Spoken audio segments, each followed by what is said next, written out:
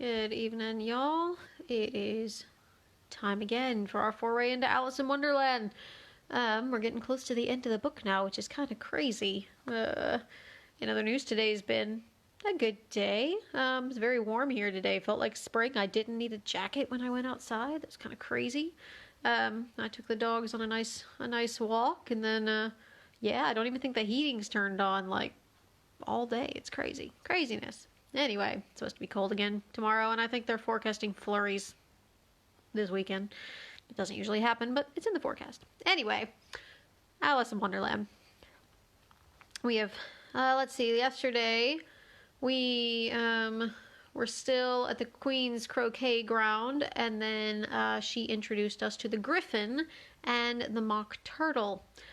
And we had heard the Mock Turtle's story, and I believe they were going to tell us a bit more, the Mock Turtle and the Griffin. So we've made it to Chapter 10, The Lobster Quadrille.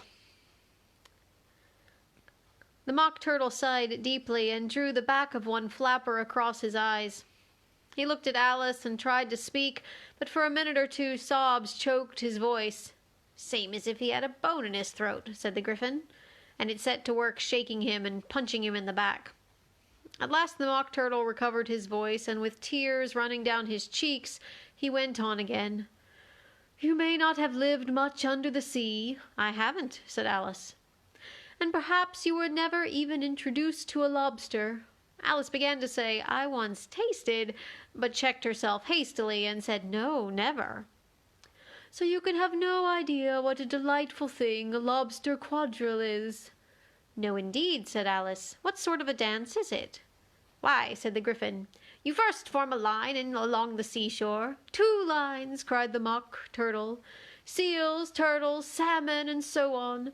Then when you've cleared all the jellyfish out of the way—" "That generally takes some time," interrupted the Griffin. "You advance twice." "Each with a lobster as a partner," cried the Griffin. "Of course," the Mock Turtle said. "Advance twice, set to partners." "Change lobsters and retire in the same order," continued the Griffin.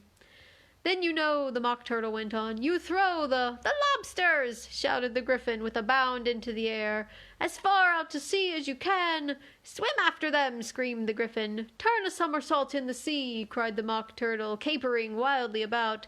"Change lobsters again!" yelled the Griffin at the top of its voice. "Back to land again, and that's all the first figure," said the Mock Turtle, suddenly dropping his voice. And the two creatures who had been jumping about like mad things all this time sat down again very sadly and quietly and looked at Alice. "It must be a very pretty dance," said Alice timidly. "Would you like to see a little of it?" said the Mock Turtle. "Very much indeed," said Alice. "Come, let's try the first figure," said the Mock Turtle to the Griffin. "We can do without lobsters, you know. Which shall sing?" "Oh, you sing," said the Griffin. "I've forgotten the words." So they began solemnly dancing round and round Alice, every now and then treading on her toes when they passed too close, and waving their forepaws to match the time, while the Mock Turtle sang this very slowly and sadly. "Will you walk a little faster?" said a whiting to a snail. "There's a porpoise close behind us, and he's treading on my tail. See how eagerly the lobsters and the turtles all advance. They are waiting on the shingle. Will you come and join the dance? Will you, won't you, will you, won't you, will you join the dance? Will you, won't you, will you, won't you join the dance? You can really have no notion how delightful it will be when they take us up and throw us with the lobsters out to sea." But the snail replied, too far, and gave a look askance. Said he thanked the whiting kindly, but he would not join the dance. Would not, could not, would not, could not join the dance. Would not, could not join the dance. "What matters it how far we go?" his scaly friend replied. "There is another shore, you know, upon the other side. The further off from England, the nearer is to France. Then turn not pale, beloved snail, but come and join the dance. Will you, won't you, will you, won't you join the dance? Will you, won't you, won't you join the dance?" "Thank you, it's a very interesting dance to watch," said Alice, feeling very glad that it was over at last, and I do so like that curious song about the whiting." "Oh, as to the whiting," said the Mock Turtle, you've seen them, of course." "Yes," said Alice, "I've often seen them at Din—" She checked herself hastily. "I don't know where Din may be," said the Mock Turtle, "but if you've seen them so often, of course you know what they're like." "I believe so," Alice replied thoughtfully. "They have their tails in their mouths, and they're all over crumbs." "You're wrong about the crumbs," said the Mock Turtle. "Crumbs would all wash off in the sea. But they have their tails in their mouths, and the reason is—" Here the Mock Turtle yawned and shut his eyes. "Tell her about the reason and all that," he said to the Gryphon. "The reason is," said the Gryphon, "that they would go with the lobsters to the dance, so they got thrown out to sea, so they had to fall a long way, so they got their tails fast in their mouths, so they couldn't get them out again. That's all." "Thank you," said Alice. "It's very interesting. I never knew so much about a whiting before." "I can tell you more than that, if you like," said the Gryphon. "Do you know why it's called a whiting?" "I never thought about it," said Alice. "Why?" "It does the boots and shoes," the Gryphon replied very solemnly. Alice was thoroughly puzzled. "Does the boots and shoes?" she repeated in a wondering tone. "Why, what are your shoes done with?" said the Gryphon. "I mean, what makes them so shiny?" Alice looked down at them and considered a little before she gave her answer. "They're done with blacking, I believe." "Boots and shoes under the sea," said the Gryphon, in a deep voice, "are done with a whiting. Now you know." "And what are they made of?" Alice asked in a tone of great curiosity. "Soles and eels, of course," the Gryphon replied rather impatiently. "Any shrimp could have told you that." "If I'd been the whiting," said Alice, whose thoughts were still running on the song, "I'd have said to the porpoise, 'Keep back, please, we don't want you with us.'" "They were obliged to have him with them," the Mock Turtle said. "No wise fish would go anywhere without a porpoise." "Wouldn't it really?" said Alice in a tone of great surprise. "Of course not," said the Mock Turtle. "Why, if a fish came to me and told me he was going on a journey, I should say, 'With what porpoise?'" "Don't you mean purpose?" said Alice. "I mean what I say," the Mock Turtle replied in an offended tone, and the Gryphon added, "Come, let's hear some of your adventures."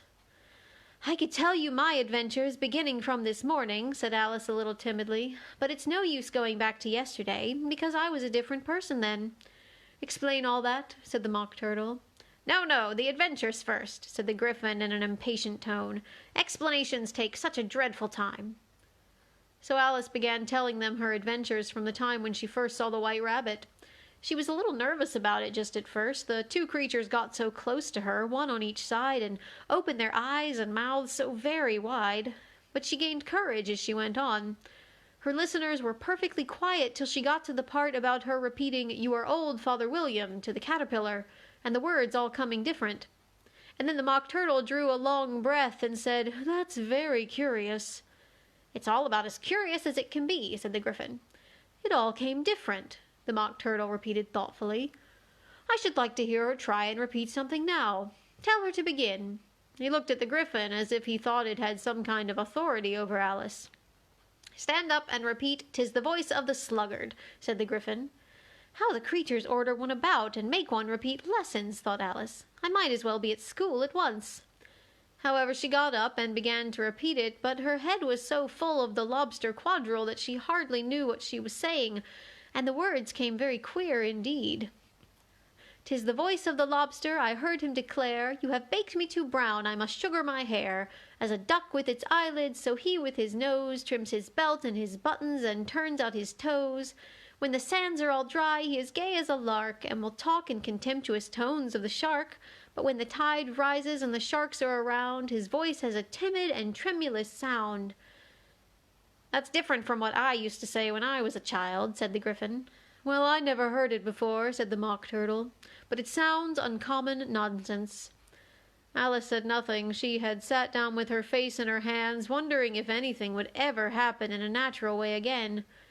"I should like to have it explained," said the Mock Turtle. "She can't explain it," the Gryphon hastily said. "Go on with the next verse." "But about his toes," the Mock Turtle persisted. "How could he turn them out with his nose, you know?" "It's the first position in dancing," Alice said, but was dreadfully puzzled by the whole thing and longed to change the subject. "Go Go on with the next verse, the Gryphon repeated impatiently. It begins, I passed by his garden. Alice did not dare to disobey, though she felt sure it would all come wrong, and she went on in a trembling voice. I passed by his garden and marked with one eye how the owl and the panther were sharing a pie. The panther took pie crust and gravy and meat, while the owl had the dish as its share of the treat. When the pie was all finished, the owl, as a boon, was kindly permitted to pocket the spoon, while the panther received knife and fork with a growl and concluded the banquet. What is the use of repeating all that stuff, the Mock Turtle interrupted, if you don't explain it as you go on? It is by far the most confusing thing I ever heard. Yes, I think you'd better leave off, said the Gryphon, and Alice was only too glad to do so. Shall we try another figure of the Lobster Quadrille? The Gryphon went on. Or would you like the Mock Turtle to sing you a song? Oh, a song, please, if the Mock Turtle would be so kind, Alice replied, so eagerly that the Gryphon said in a rather offended tone, no accounting for tastes. Sing her turtle soup, will you, old fellow? The Mock Turtle sighed deeply and began, in a voice sometimes choked with sobs, to sing this. Beautiful soup so rich and green, waiting in a hot tureen, who for such dainties would not stoop? Soup of the evening, beautiful soup. Soup of the evening, beautiful soup. Beautiful soup, beautiful soup. Soup of the evening, beautiful, beautiful soup. Beautiful soup, who cares for fish, game, or any other dish? Who would not give all else for 2 pennyworth only of beautiful soup? Pennyworth only of beautiful soup, beautiful soup, beautiful soup. Soup of the evening, beautiful, beautiful soup. Chorus again, cried the Gryphon, and the Mock Turtle had just begun to repeat it, when a cry of, the trial's beginning, was heard in the distance. Come on, cried the Gryphon, and taking Alice by the hand, it hurried off without waiting for the end of the song. What trial is it? Alice panted as she ran, but the Gryphon only answered, Come on, and ran the faster, while more and more faintly came, carried on the breeze that followed them, the melancholy words, Soup of the evening, beautiful, beautiful soup. And that's the end of chapter 10. And what a strange chapter it was. There was an Alice in Wonderland movie some years back, and the only part I remember of it was the Mock Turtle's strange, beautiful soup song, and you can find it on YouTube. I know because I checked it out last night because I was curious. I forget who plays the Mock Turtle, somebody famous. But anyway, it's worth Googling if you're really curious to hear what they've done with the song. In any case, tomorrow we shall find out what this trial is all about. It's so interesting. And we're getting so close to the grand finale. I wonder what will happen. If you can have a grand finale in such a weird book. It's not like there was a plot. But anyway, we'll find out what happens to Alice next. Thank you for joining me this evening, and I will see you tomorrow.